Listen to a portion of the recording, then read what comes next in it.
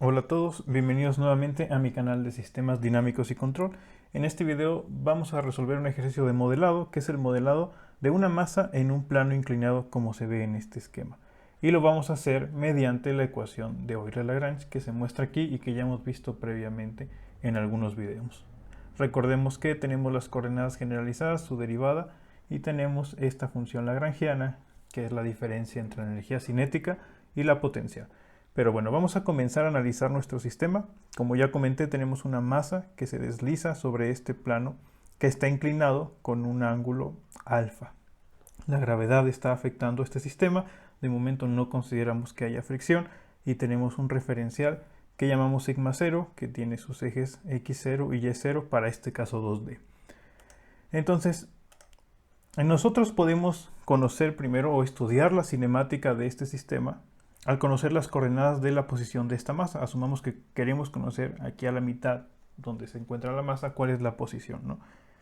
Entonces tenemos un par de coordenadas en y y en x que le llamo px0 y py0 respectivamente, y esas las podemos agrupar en un vector que le llamo p0 que contiene estas dos coordenadas, la posición en x y y de esta masa. Entonces también podríamos nosotros definir un nuevo referencial que le llamé sigma 1, donde y0 ahora esté apuntando para acá y x0 esté sobre el plano donde se desliza esta masa. Entonces nosotros estaríamos girando este eje con respecto a este un ángulo alfa para poder posicionarlo aquí. Y podríamos asignar una coordenada Q que le llamo, que básicamente es el desplazamiento medido desde este eje hacia donde está la mitad de la masa o la posición de la masa de manera general. Entonces aquí hay algo interesante, y es que desde este referencial, si lo vemos desde este referencial sigma 1, podemos ver que este referencial ve el sistema de esta manera. Únicamente ve un desplazamiento de la masa en el eje de las X, y en el de la Y es 0, ¿no? Por cómo está esta orientación. Eso quiere decir que podemos definir un vector ahora P1, o sea, representado en este referencial sigma 1, donde tenemos también nuestra coordenada Px1 y Py1, que serían las coordenadas de esta masa. Aquí no las dibujé, pero imagínense que tenemos esto aquí.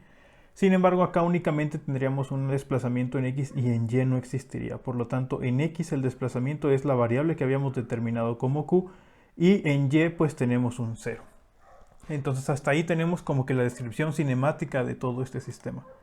Ahora, ¿qué variable podemos seleccionar como coordenada generalizada? Pues podríamos seleccionar este conjunto o incluso únicamente Q. Entonces, dado que podemos ver que podemos representarlo únicamente con Q y que la formulación de Lagrange nos pide que tengamos una representación mínima, esta coordenada nos sirve para poder resolver este problema y modelar con esta ecuación de aquí. Entonces ahora tenemos la energía cinética y la potencial, que la estamos definiendo como un medio de la masa por la norma de la velocidad, o sea, la derivada de este vector, todo eso elevado al cuadrado, ¿no? Más un medio de la inercia que tiene este objeto en el eje Z, que sería el eje que sale de la pantalla, y tendríamos pues, multiplicado por la velocidad angular al cuadrado. En este caso, para el caso 2D, así es como definiríamos la energía para este sistema. Sin embargo, como esta masa no rota, esta omega es 0 y por lo tanto todo este término no hay que tomarlo en cuenta. Por otro lado, tendríamos la energía potencial, que es igual a masa por gravedad por la altura que tenemos con respecto a este referencial, porque todo lo estamos calculando con coordenadas en 0. Entonces sería esta altura de aquí la que vamos a requerir para poder calcular esta energía. Entonces, si se fijan, dadas estas definiciones, nos interesa conocer cuál es este vector para ya sea evaluarlo aquí y también tomar esta componente acá y encontrar las energías que posteriormente utilizaremos en esta ecuación. Entonces vamos a obtener esa posición de la masa vista desde sigma 0, desde el referencial 0. Lo podemos hacer de diferentes maneras. Yo aquí quería utilizar una herramienta entre comillas más sofisticada que tal vez usar solamente relaciones trigonométricas. Y bueno, nosotros sabemos que este referencial está rotado alfa grados, un ángulo alfa, perdón, con respecto a este. Por lo tanto, podemos definir una matriz de rotación para el caso 2D, podemos tomarla y evaluar, en este caso, el sentido de giro de acuerdo a la convención de la mano derecha es negativo, por lo tanto evaluamos esta matriz de rotación en menos alfa. Y el cambio de coordenadas que podemos hacer, es decir, podemos conocer a partir de esta matriz de rotación y de este vector cómo se ve en P0. Entonces nosotros conocemos que este es el vector, aquí lo tenemos, y conocemos ya la matriz de rotación. Si nosotros hacemos el producto de la matriz de rotación por este vector, aquí yo ya apliqué unas identidades para simplificar los elementos de la matriz de rotación, y al hacer el producto obtenemos que Px0 es igual a Q por coseno de alfa y Py0 es igual a menos Q por seno de alfa. Entonces yo ya conozco cuál es este vector que me interesaba en función de Q, y está en función también de funciones trigonométricas que dependen de este ángulo. Ahora bien, vamos a requerir también la velocidad para poder calcular la energía, y esa velocidad de la masa es nada más que la derivada con respecto al tiempo. Entonces voy a derivar con respecto al tiempo cada uno de los elementos. Aquí, si se fijan, las variables que dependen del tiempo únicamente es Q. Q es este desplazamiento que puede variar en el tiempo. Sin embargo, esta rampa no varía el ángulo que tiene, se queda fijo. Por lo tanto, la única variable que depende del tiempo es esta, y la derivada para este elemento es Q punto coseno de alfa, y acá es menos Q punto por seno de alfa.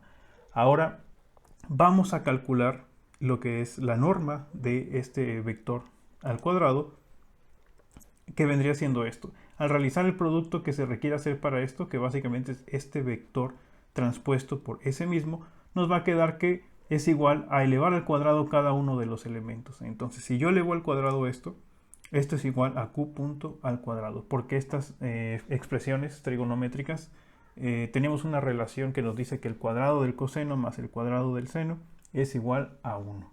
Entonces, esta velocidad tal vez es muy claro. A partir de aquí podríamos saber que esa iba a ser la magnitud de la velocidad. Sin embargo, aquí estoy enseñando a utilizar ciertas herramientas que tal vez ahorita son pues muy avanzadas para lo que se quiere resolver, pero que pues para ejercicios más complicados sirve bastante desarrollarlo como está de esta manera. Entonces, habiendo dicho eso, pasemos a evaluar y encontrar cuáles son esas energías que estamos buscando. Si se fijan aquí, ya sabemos cuánto vale, es esto, y esta coordenada de aquí ya la tenemos gracias a esto, es esta de aquí. Por lo tanto, la energía cinética y potencial quedaría definida de esta manera y de esta. Así es como quedaría. Entonces podemos aplicar la ecuación de Euler-Lagrange, pero necesitamos calcular el lagrangiano, y ese está definido como la energía cinética menos la potencial. Es esto menos esto, nos queda este término que ven aquí. Por lo tanto, al aplicar las ecuaciones, si hacemos la parcial de L con respecto a Q punto, este término no depende de Q punto, por lo tanto haríamos únicamente la derivada de este de aquí, y nos quedaría M por Q punto. Pero como estamos derivando con respecto al tiempo, y esta es la variable que depende del tiempo, entonces tenemos la segunda derivada, nos queda como M Q2 puntos. Por otro lado, tenemos que encontrar este término, la parcial del lagrangiano con respecto a Q, pues simplemente es derivar, la derivada de este es 0, y en este caso, si derivamos con respecto a Q, nos queda únicamente mg por seno de alfa. Así nos quedaría. Por lo tanto, si aplicamos esta ecuación, es decir, este término menos este, encontramos que este es el modelo para ese sistema que acabamos de ver.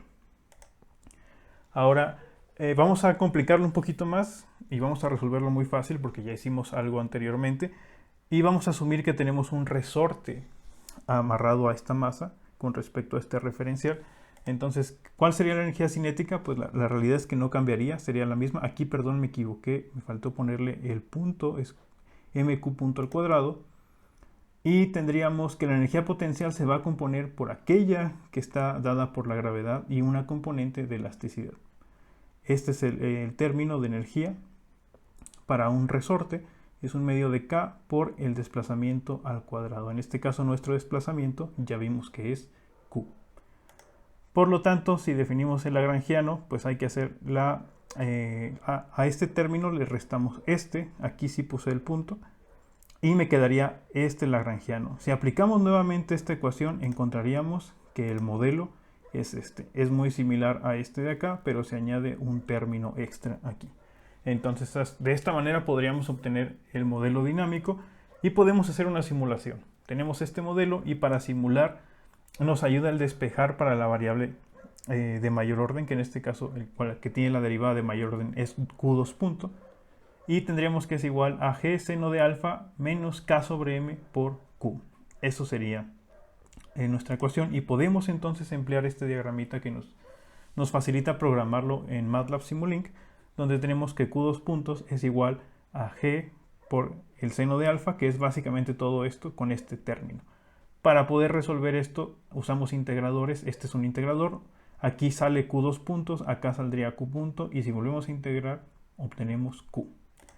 Por lo tanto, aquí en estos integradores podemos establecer las condiciones iniciales, y aquí veríamos el comportamiento de la coordenada generalizada q.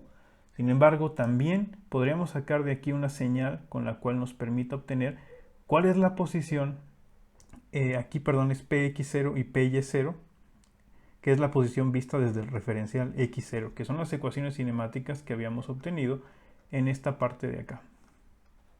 Justo esto de aquí. Esto es a lo que es igual. Por lo tanto, podemos pasar a hacer la simulación basándonos en este diagrama que tenemos aquí. Y pues bueno, vayamos para allá. Muy bien, pues aquí ya tengo la simulación, que básicamente es lo que les mostraba en este diagrama. Aquí tengo la ecuación diferencial. Voy a abrir este pequeño bloque donde tenemos las constantes del modelo y tenemos la ecuación diferencial que está despejada para la variable de mayor orden, que es q2 puntos. Acá tenemos esas relaciones cinemáticas del vector p0. Necesitamos aquí el ángulo alfa, por lo tanto lo ponemos aquí. Y bueno, ya tengo las simulaciones, tengo condiciones iniciales iguales a 0. Entonces primero, ¿qué es lo que observaríamos? Pues de acuerdo al diagrama que tenemos aquí, podríamos nosotros ver que esta masa tiene que empezar a caer, ¿no? En nuestro caso tenemos el resorte, por lo tanto va a haber una fuerza que eventualmente lo va a querer regresar. Y como no hay fricción, tiene que estar oscilando constantemente, como si estuviera subiendo y bajando. Y eso es lo que observaríamos. Primero aquí en la variable q voy a abrir lo que es el scope de lo que se graficó. Y como podemos ver, el desplazamiento empieza en 0 y oscila hasta 20, regresa y así se la pasa constantemente. ¿Cómo veríamos el comportamiento de estas coordenadas? Pues sería esto que vemos aquí. Permítanme abrir el scope de esta gráfica para mostrar estos resultados. Y aquí vemos la coordenada x0 y y0. Si se fijan, en x se va a desplazar en este sentido, que es positivo, y en y en este sentido, que es negativo. Por lo tanto, aquí vemos cómo empieza el desplazamiento negativo, regresa y así se la pasa oscilando, y acá en el sentido positivo. Aquí en la simulación yo coloqué un ángulo de 30 grados, como lo podemos ver. Por lo tanto, no tiene una inclinación muy grande, y el desplazamiento para este ángulo es mayor en el eje de las x. Por lo tanto, podemos ver una mayor amplitud. Sin embargo, conforme más aumente yo este ángulo, deberíamos observar que hay cada vez más movimiento en y por la pendiente que tiene. Vamos a hacer ese cambio aquí. Pongamos que será bueno tal vez unos 60 grados, que ya sobrepasa más de la mitad. O pongamos primero 45, que sería la mitad de inclinación hacia los 90 grados, ¿no? 45, hay que cambiarlo en todos los bloques y vamos a simular. Esperamos a que compile y a que corra la simulación para poder visualizar los resultados que nos arrojan nuevamente. Entonces, si vemos aquí, vemos que ahora las magnitudes son iguales. El sentido es diferente, pero la magnitud es la misma, porque la pendiente de 45 grados es 1 cuando lo ponemos. Y si empezamos a aumentar ese ángulo, vamos a decir 60 grados en este caso, y también hay que aumentarlo en esta parte de acá. Entonces corremos. Yo tengo un tiempo de 50 segundos de simulación, se puede modificar, y aquí vemos cómo ahora el desplazamiento es mayor en el eje de las y, porque la pendiente ya es más grande, ¿no? Y es menor en esta dirección. Entonces esta es una manera más o menos de validar el modelo. Podemos incluir fricción y eventualmente tiene que detenerse. En este caso no modelé de esa manera, pero la fricción al final de cuentas es un coeficiente. Pongamos en este caso un coeficiente B de 0.5, por decir alguno, y este tiene que multiplicarse por la velocidad. Ponemos v por dq, que es la velocidad. Sin embargo, también tenemos que meter esta señal aquí. Entonces, al meter esa señal, aparece este y tenemos que alimentarla directamente de aquí. Si nosotros corremos, la simulación va a compilar nuevamente y vamos a poder observar el comportamiento.